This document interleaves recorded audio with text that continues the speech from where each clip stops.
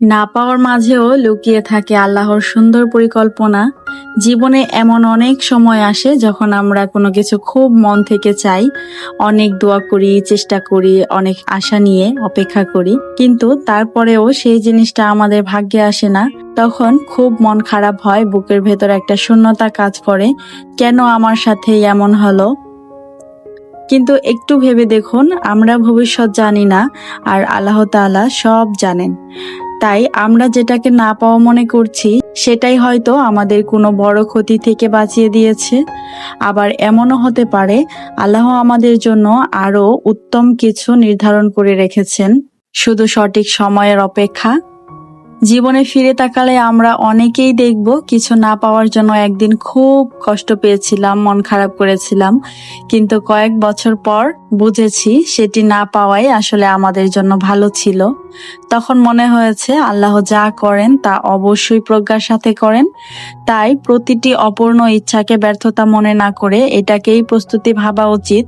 কারণ সাফল্য শুধু নিজের চাওয়ার উপর নির্ভর করে না, সঠিক সময়, ধৈর্য, পরিশ্রম এবং আল্লাহর ইচ্ছার উপরও নির্ভর করে। মনে রাখবেন, যা হারিয়েছেন তা নিয়েই সারা জীবন আফসোস করবেন না, বরং যা আছে তার জন্য কৃতজ্ঞতা থাকতে হবে এবং যা আসবে তার জন্য আশাবাদী থাকুন। কৃতজ্ঞতা মানুষকে মানসিকভাবে শক্তিশালী করে, আর আশা মানুষকে সামনে এগিয়ে নিয়ে যেতে সাহায্য করে। আজ হয়তো আপনার দোয়ার উত্তর আপনার প্রত্যাশা মতো আসেনি, কিন্তু এর অর্থ এই নয় যে আল্লাহ আপনার কথা শোনেননি। কখনো তিনি সঙ্গে সঙ্গে দেন, আবার কখনো অপেক্ষা করান, আর কখনো এর চেয়েও উত্তম কিছু দান করেন, যা আমরা তখন বুঝতে পারি না। তাই জীবনের প্রতিটি না পাওয়াকে শেষ মনে না করে নতুন শুরুর একটি দরজা হিসেবে দেখুন। ইতিবাচক দৃষ্টিভঙ্গিতে বিশ্বাস রেখে চেষ্টা চালিয়ে গেলে ইনশাআল্লাহ একদিন আপনি নিজেই বলবেন, আলহামদুলিল্লাহ, তখন যা পাইনি সেটাই আমার জন্য কল্যাণ ছিল। আল্লাহ তাআলা আমাদের সবাইকে ধৈর্য, কৃতজ্ঞতা এবং তার ফায়সালার উপর পূর্ণ আস্থা রাখার তৌফিক দান করুন। আমিন। আসসালামু আলাইকুম। সবাই কেমন আছেন? আশা করছি যে যেখান থেকে আমার ভিডিওটি দেখছেন, আল্লাহর অশেষ রহমতে সবাই ভালো আছেন। আমরাও আলহামদুলিল্লাহ ভালো আছি। চলে আসলাম বরাবরের মতো নতুন আরো একটি ভিডিও নিয়ে। আশা করছি ভিডিওটি আপনাদের কাছে ভালো লাগবে।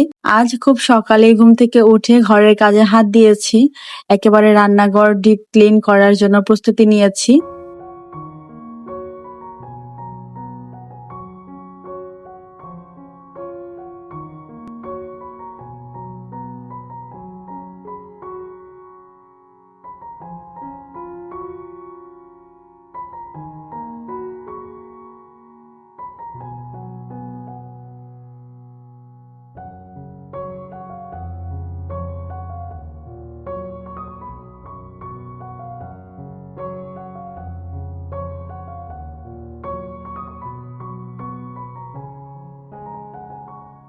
খুব ভোরেই ঘুম থেকে উঠেছি, তারপর নাস্তা পানি করে রান্নাঘরে ডিপ ক্লিনিং এর কাজে জয়েন করে ফেলেছি। এই ডিপ ক্লিনটা সাধারণত প্রতি সপ্তাহে একবার করা উচিত, কেননা আমরা যারা বাঙালিরা আছি তারা বেশিরভাগ সময়ই তেল মশলা জাতীয় খাবার বেশি রান্না করা হয়, যার ফলে রান্নাঘর দ্রুত তেল চিটচিটে একটা ভাব চলে আসে। আর এর জন্য প্রতি সপ্তাহে একবার করে ডিপ ক্লিনিং করে নিতে পারলে রান্নাঘরে বাড়তি কোনো পোকামাকড়ের জায়গা তৈরি হয় না এবং ছোট ছোট চায়না তেলাপোকা থেকে রক্ষা পাওয়া খুবই সহজ হয়ে যায়।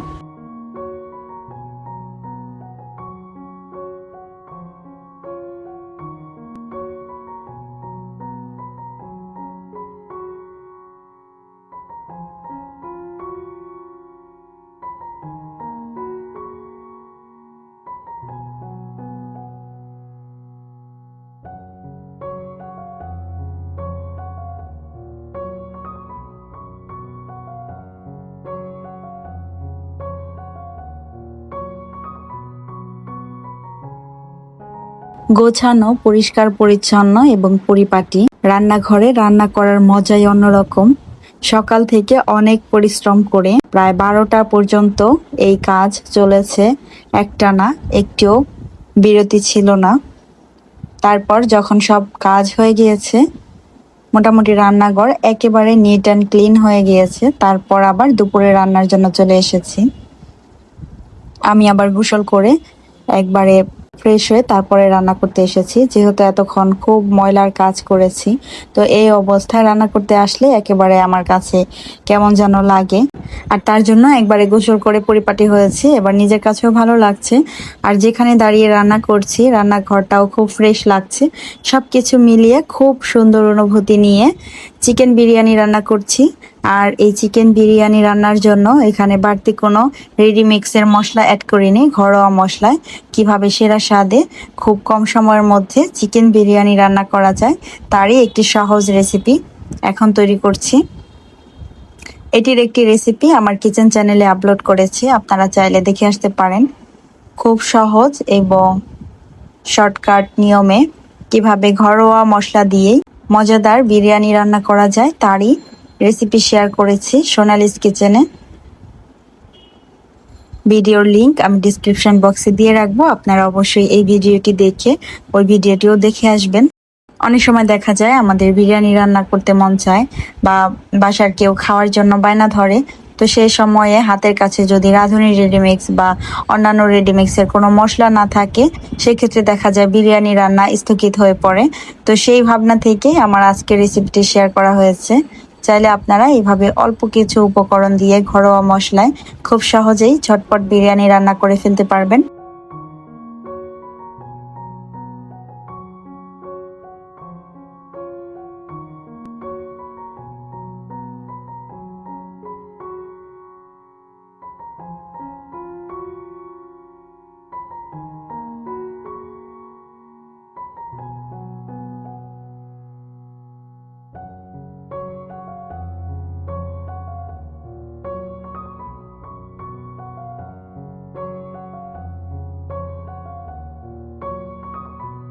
যেদিন ডিপ ক্লিনিং এর কাজ করি সেদিন আগে থেকে প্ল্যানিং করে রাখি যে আজ ধরবো বা কাল ধরবো এই কাজটা। তো ওই সময় দেখা যায় রান্নার ওইরকম একটা ঝামেলা রাখি না। যদি হাতে সময় থাকে আগের দিন 1-2 রকমের তরকারি রান্না করে রাখি ফ্রিজে। তা যদি সম্ভব না হয় তাহলে ক্লিনিং এর কাজ শেষ হলে যেই রান্নাটা সব থেকে বেশি শর্টকাট হয় সেটা করে নেওয়ার চেষ্টা করি। তো গতকাল যেহেতু সময় পাইনি তাই কোনো তরকারি রান্না করে রাখতে পারিনি, আর এর জন্য আজ শর্টকাট চিকেন বিরিয়ানি রান্না করলাম। ক্লিনিং এর কাজ করা আসলে অনেক বেশি কষ্টকর। এই কাজগুলো করলে হাত পা একদম ব্যথা হয়ে যায়। বেশিরভাগ সময় দেখা যায় ওই তেল চিটচিটে ভাবগুলো উঠাতে গিয়ে ঘষা মাজা একটু বেশি করা লাগে, তো সেই সময়ে হাতে পায়ে এনার্জি ওইভাবে থাকে না। তো বেশি রান্না বান্না করতে গেলে দেখা যায় আরো বেশি টায়ার্ড হয়ে যাব। সেই কথা চিন্তা করে যতটা দ্রুত সম্ভব শর্টকাট রান্নার কাজ সেরে ফেলা যায় সেই চেষ্টাই করি। তো ওই ভাবনা থেকে আজ চিকেন বিরিয়ানি রান্না করেছি। আর এই ধরনের বিরিয়ানি রান্না করতে বেশি একটা সময় লাগে না, যেহেতু চিকেন গলতেও সময় কম লাগে, সেই ক্ষেত্রে রান্নার সময়টা খুব শর্টকাটের মধ্যেই হয়ে যায়। রান্না বান্না আমার শেষ হয়ে গিয়েছে কথা বলতে বলতে অনেক আগেই। এরপর সকালের ধুয়ে রাখা থালাবাটি, যেগুলো পানি ঝরা দিয়ে রেখেছিলাম, চামচ, তারপর থালাবাটি, মশলার জার, তো সব কিছু আবার নতুন করে গুছিয়ে পরিষ্কার করে নিয়েছি। আমার সাধারণত 2টি স্পুন হোল্ডার ব্যবহার করতে হয়। এখানে ছোট ছোট চামচ, কাঁটা চামচ, তারপর চায়ের চামচ সেগুলো এবং কাঁচি ছুরি যা আছে সেগুলো ছোট একটা স্পুন হোল্ডারের মধ্যে রেখে দেই। আর বড় চামচগুলো সেগুলো আবার বড় স্পুন হোল্ডারে রাখি। তো এই দুইটা আলাদা করে রাখলে আমার ক্ষেত্রে যে সুবিধাটা হয়, হাতের কাছেই যখন যেটা প্রয়োজন সেটা নিয়ে নিতে পারি। আমি এর আগে একটা স্পুন হোল্ডারও ব্যবহার করে দেখেছি, সেখানে আবার ওই ছোট বড় মিক্স করে রাখলে দেখা যায় ছোটগুলো একেবারে তলায় পড়ে যায়, সেগুলো প্রয়োজন মতো আসলে পাওয়া যায় না এবং খুঁজতে খুব সমস্যা হয়। যার কারণে আমি এভাবেই 2টি স্পুন হোল্ডার ব্যবহার করি এবং আমার হাতের কাছে সবকিছু যখন যেটা লাগে পেয়ে যাই। এতে আমার কাছে মনে হয় যে সুবিধা হয়।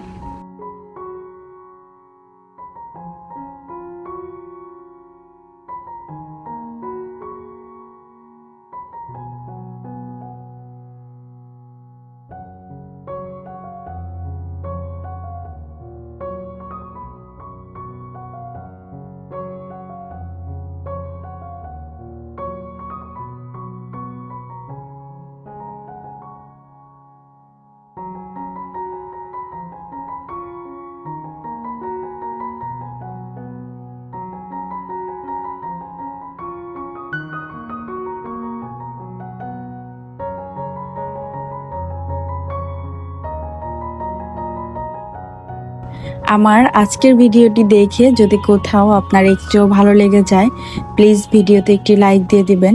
আপনার ছোট্ট একটি লাইক আমার ভিডিওটি আর অনেকের কাছে পৌঁছে দিতে সাহায্য করে। এই ধরনের ভিডিও নিয়মিত দেখতে চাইলে চ্যানেলটি সাবস্ক্রাইব করে নিতে পারেন। আপনি যদি ফেসবুক থেকে ভিডিওটি দেখে থাকেন, চাইলে পেজটি ফলো দিয়ে রাখতে পারেন। কাজটি যদি অলরেডি আপনি করে থেকে থাকেন, আপনাকে অসংখ্য ধন্যবাদ।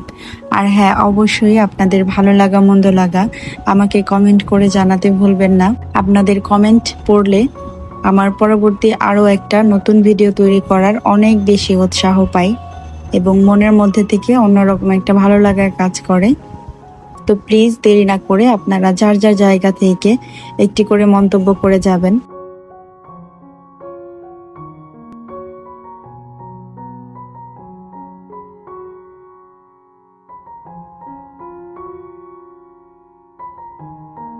রান্নাঘরের জন্য কিছু অর্গানাইজার কিনেছি এবং সেই সাথে কিছু ডেকোরেটিভ পিস নিয়েছি। এখানে যে ঝুড়িটি দেখতে পাচ্ছেন, এই ঝুড়িটি প্রায় প্রতিটি রান্নাঘরে জায়গা করে নিয়েছে।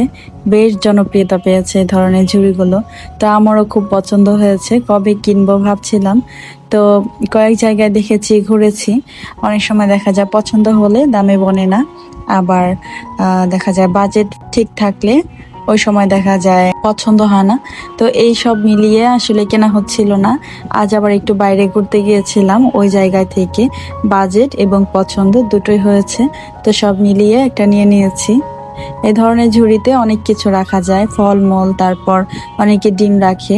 মানে বাবা আবার লটকন নিয়ে এসেছিল অফিস থেকে আসার সময়, তো ভাবলাম লটকন দিয়েই ঝুড়িটাকে ডেকোরেশন করে নেই। দেখতে কিন্তু বেশ ভালো লাগছে। আর সেই সাথে একটি অয়েল জার নিয়েছি, এটি আমি অনলাইন থেকে অর্ডার দিয়ে নিয়েছি। আজকের ভিডিওটি এখানেই শেষ করছি। সবাই ভালো থাকবেন, সুস্থ থাকবেন। আল্লাহ হাফিজ, আসসালামু আলাইকুম।